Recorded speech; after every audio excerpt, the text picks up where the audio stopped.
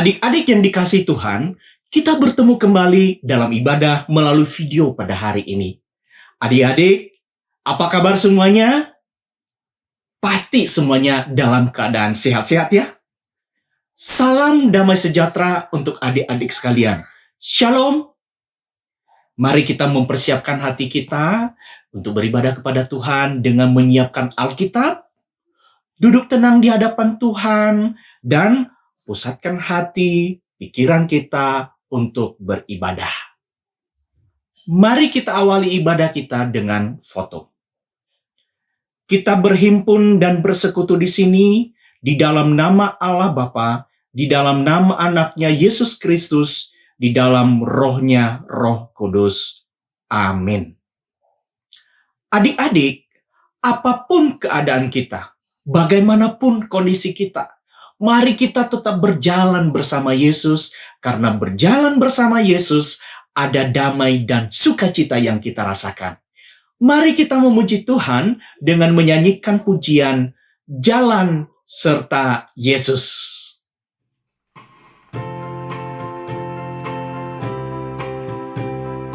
Jalan serta Yesus, jalan sertanya setiap hari.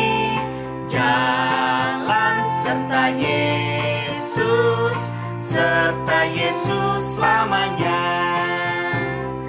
Jalan dalam suka, jalan dalam duka, jalan sertanya setiap hari. Jalan serta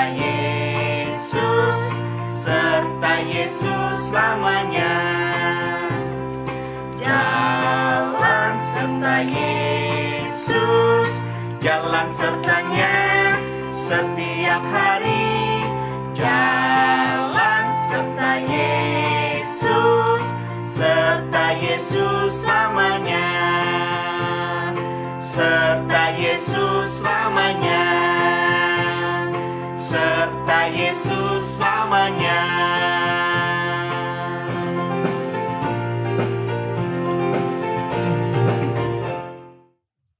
Mari kita berdoa. Tuhan Allah Bapa kami yang bertata dalam kerajaan surga, kami bersyukur dan berterima kasih kepadamu ya Tuhan, atas pertolonganmu pada kami. Selama seminggu lamanya Tuhan telah memelihara, melindungi, memimpin, dan menyertai kehidupan kami. Ampuni kami Tuhan atas segala kesalahan kami, pikiran kami, perbuatan kami, keinginan kami yang tidak berkenan kepada Tuhan. Tuhan, pada saat ini Tuhan, kami mau beribadah kepadamu ya Tuhan. Tuhan tolong kami Tuhan, layakan kami menghadap hadirat-Mu, kuasai hati dan pikiran kami, dan tuntun kami Tuhan untuk bisa fokus dan memperhatikan kebenaran firman-Mu, dan kami juga dapat beribadah dengan sungguh-sungguh pada saat ini. Terima kasih ya Tuhan Yesus, kami menyerahkan dalam tangan-Mu ibadah kami ini dari awal hingga akhir hanya dalam tangan-Mu saja. Di dalam nama Tuhan Yesus kami berdoa dan bersyukur. Amin. Adik-adik, kita mengingat lagi ayat hafalan kita minggu lalu. Masih ingat? Kita sebutkan bersama-sama ya. Efesus 1 ayat 4a.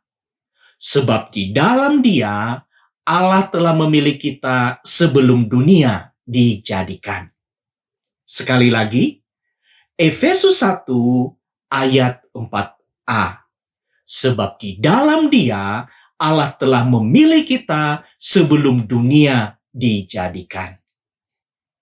Saat ini kita mempersiapkan hati kita untuk mendengarkan firman Tuhan, dan sebelumnya mari kita mohon pimpinan Tuhan dengan menyanyikan pujian firman Tuhan ada di hatiku.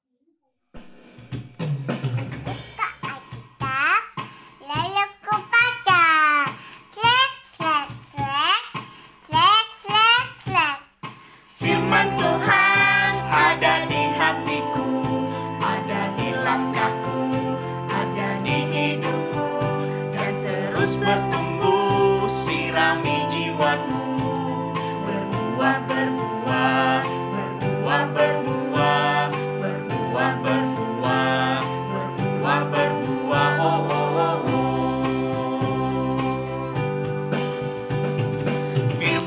Tuhan ada di hatiku, ada di langkahku, ada di hidupku, dan terus bertumbuh, sirami jiwaku. Berbuah, berbuah, berbuah, berbuah, berbuah, berbuah, berbuah, berbuah, oh, oh, oh, oh.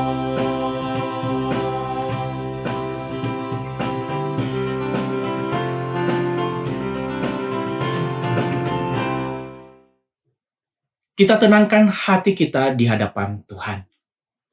Damai sejahtera Allah yang melampaui segala akal akan memelihara hati dan pikiran kita di dalam Kristus. Mari kita berdoa.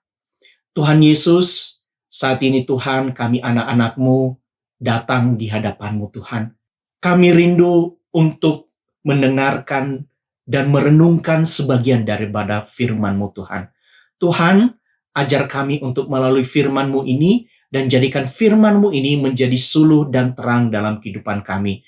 Berikan kepada kami hati yang mau mendengar firman-Mu dan mau melakukan firman-Mu di dalam kehidupan kami. Terpuji Engkau Tuhan, di dalam nama Tuhan Yesus Kristus kami berdoa. Amin. Adik-adik, tema firman Tuhan pada hari ini adalah Allah mengubah Yakub. Dari Kejadian pasal 33. Adik-adik, mari kita buka Alkitabnya dan perhatikan ayatnya. Nanti adik-adik baca Alkitabnya di rumah ya. Karena firman Tuhan ini sangat panjang, jadi nanti adik-adik baca setelah ibadah ini selesai. Mari adik-adik, mari kita mendengarkan renungan firman Tuhan pada kita saat ini.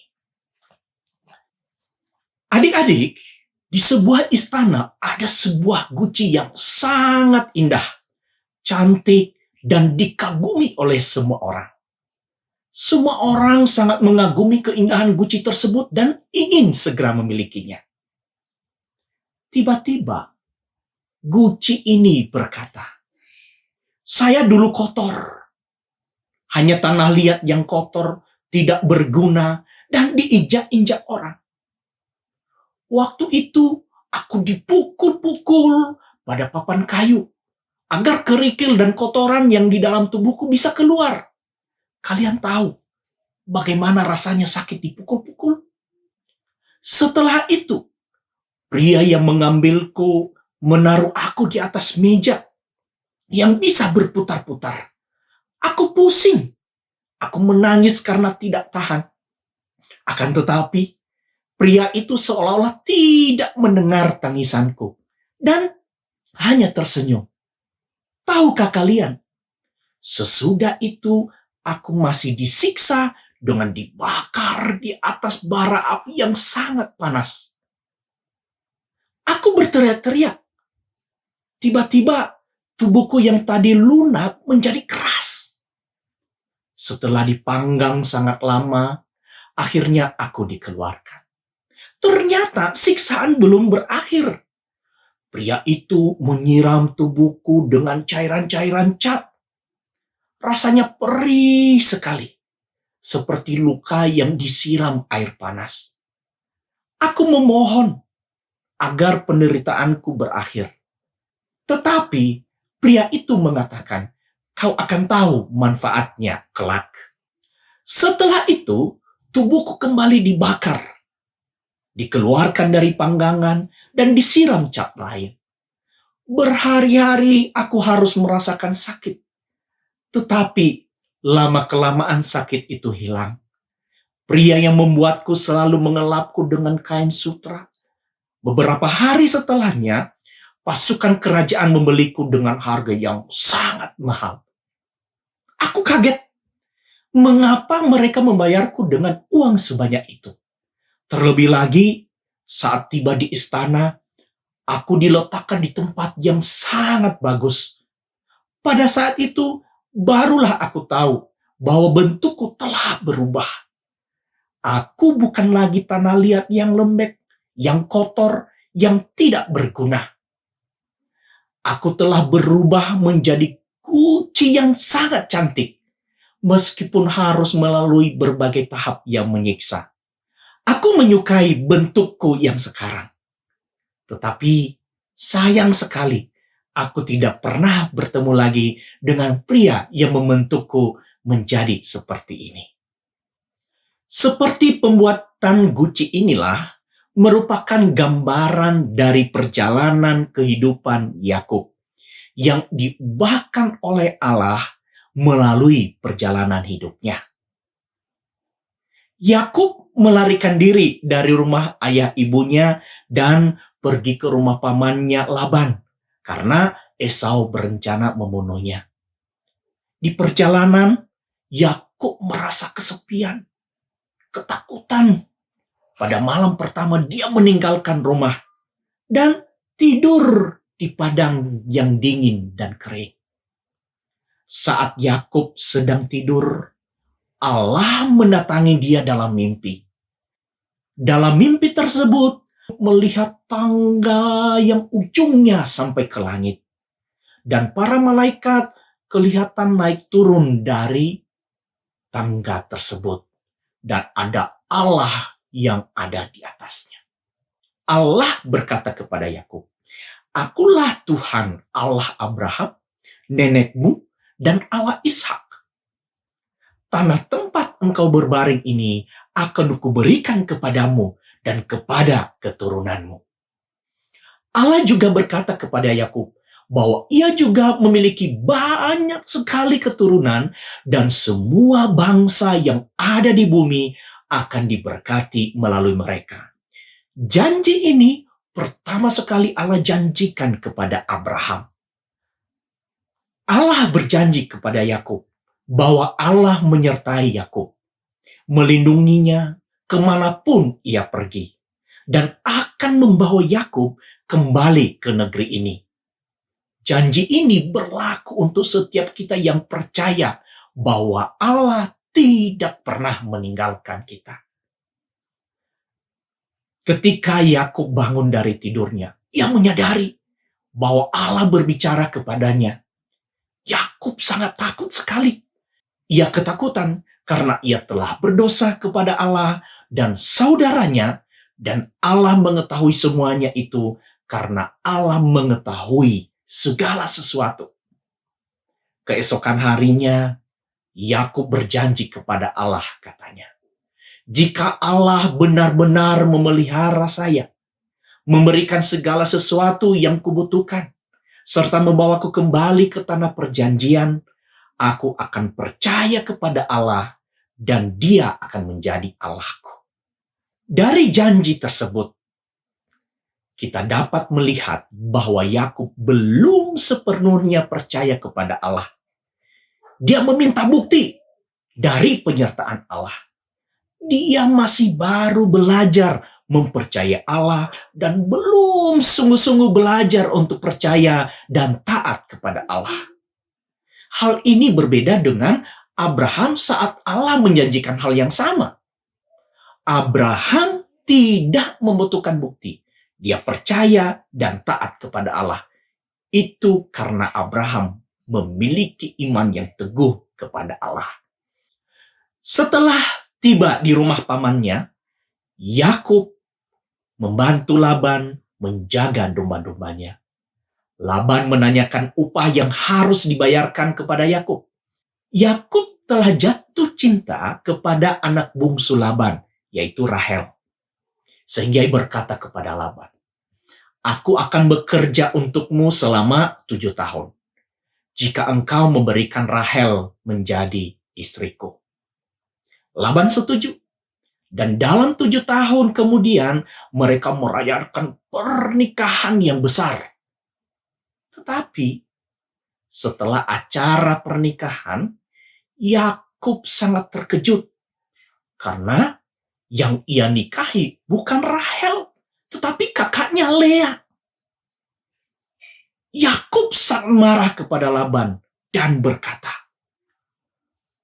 "Aku telah bekerja untukmu selama 7 tahun, seperti janji kita yang kita sepakati. Mengapa engkau menipuku?" Laban menjawab Yakub, "Tidak baik jika anak yang muda menikah sebelum anak yang lebih tua. Jika engkau bekerja 7 tahun lagi, engkau akan mendapatkan Rahel juga. Yakub begitu mengasihi Rahel, sehingga ia bekerja lagi selama 7 tahun untuk mendapatkan Rahel. Peristiwa Laban menipu Yakub ini mengingatkan kita akan Yakub yang telah terlebih dahulu menipu ayahnya dan saudaranya. Alkitab berkata bahwa Allah bekerja dalam segala kesulitan dalam kehidupan kita untuk menolong kita bertumbuh menjadi orang yang layak menjadi bagian dari keluarga Allah, percaya penuh kepada Allah, dan mengasihi serta mentaati Allah. Laban terus menipu Yakub, tetapi Allah memberkati Yakub dengan memberinya banyak anak dan membuatnya menjadi seorang yang kaya, yang memiliki banyak kawanan domba. Allah juga memberinya iman dan ujian bagi imannya untuk mengajari Yakub berdoa dan bergantung sepenuhnya kepada Allah. 20 tahun setelah Yakub meninggalkan Kanaan, Allah berbicara dan berfirman kepadanya, "Pulanglah ke negeri nenek moyangmu dan kepada kaummu.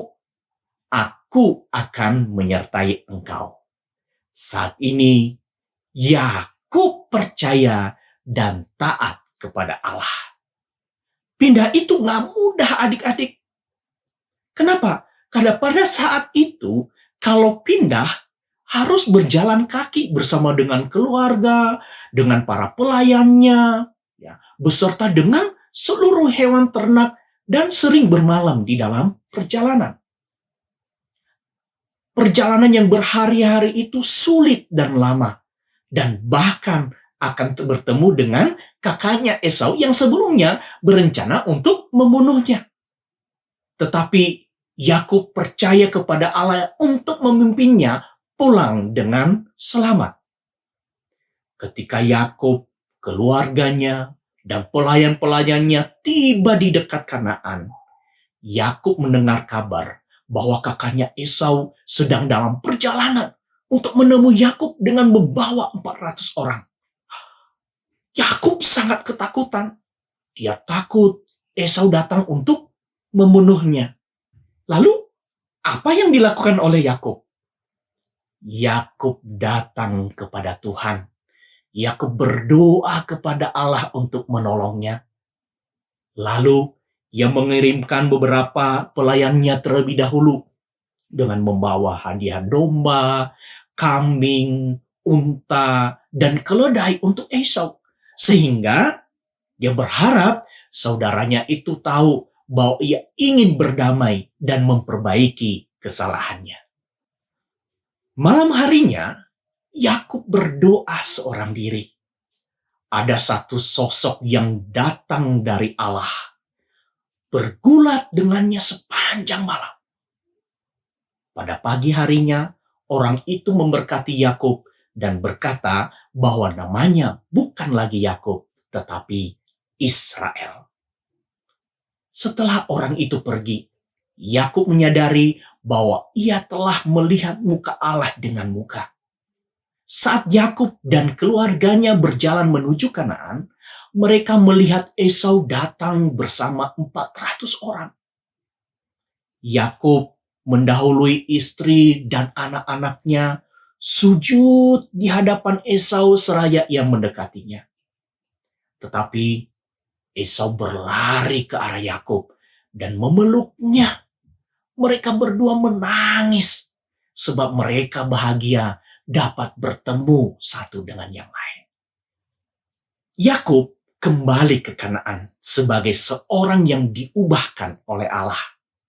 Allah memberinya hati yang setia untuk percaya dan taat kepada Allah. Kini Yakub berani menghadapi bahaya dan tidak melarikan diri.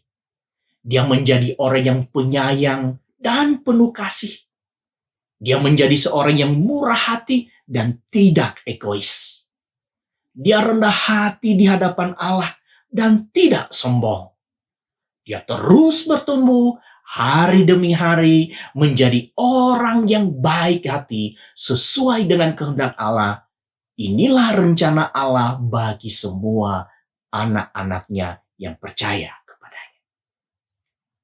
Adik-adik, demikianlah firman Tuhan hari ini kepada kita. Allah mengubah hidup Yakub dari seorang yang belajar untuk percaya kepada Allah melalui kesulitan-kesulitan yang dia alami di dalam hidupnya. Demikian juga kita.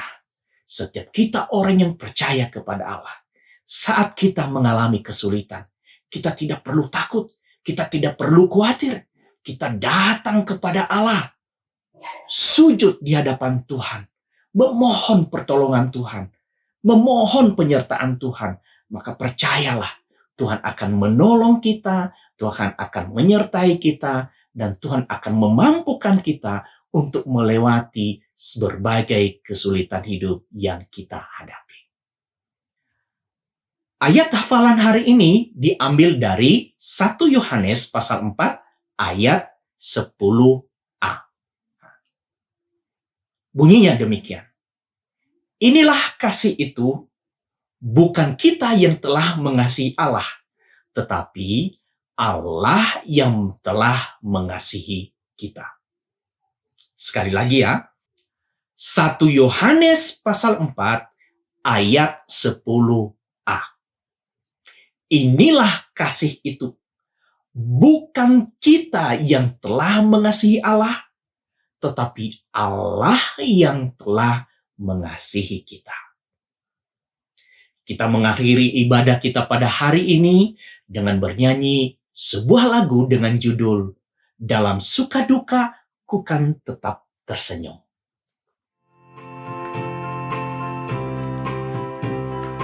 Dalam suka duka ku kan tetap tersenyum, diolok dihina ku kan tetap tersenyum, karena ku tahu Tuhanku Yesus sertaku.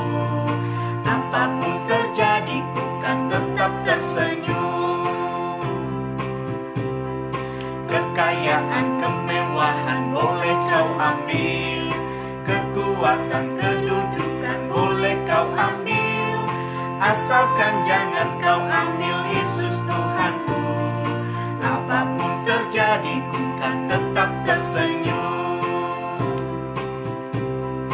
Dalam suka duka ku kan tetap tersenyum, diolok dihina ku kan tetap tersenyum, karena ku tahu Tuhanku Yesus sertaku. Apapun terjadi ku kan tetap tersenyum.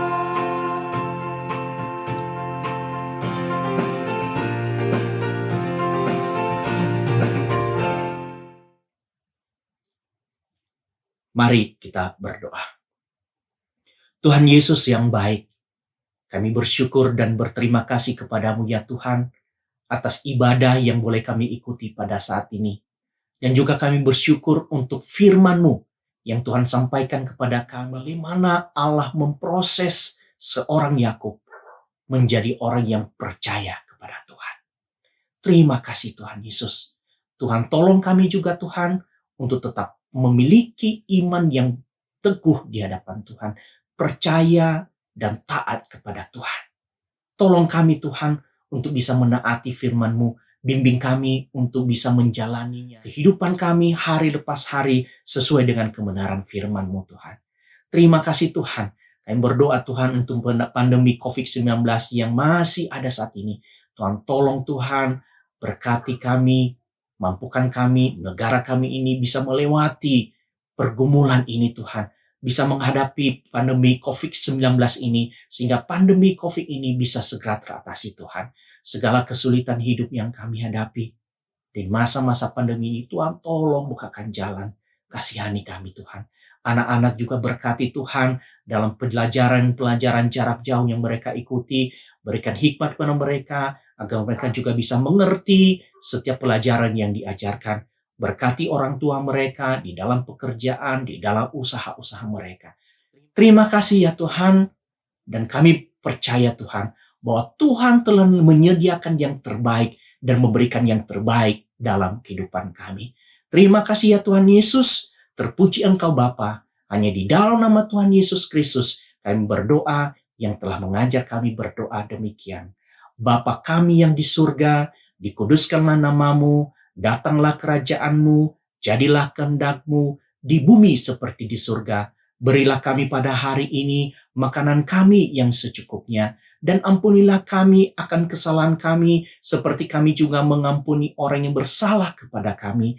Dan janganlah membawa kami ke dalam pencobaan, tetapi lepaskanlah kami daripada yang jahat, karena Engkau yang punya kerajaan dan kuasa dan kemuliaan sampai selama-lamanya. Amin. Terimalah berkat Tuhan. Tuhan memberkati kita dan melindungi kita. Tuhan menyinari kita dengan wajah-Nya dan memberikan kita kasih karunia. Tuhan menghadapkan wajah-Nya kepada kita dan memberikan kita damai sejahtera dari sekarang sampai selama-lamanya. Amin.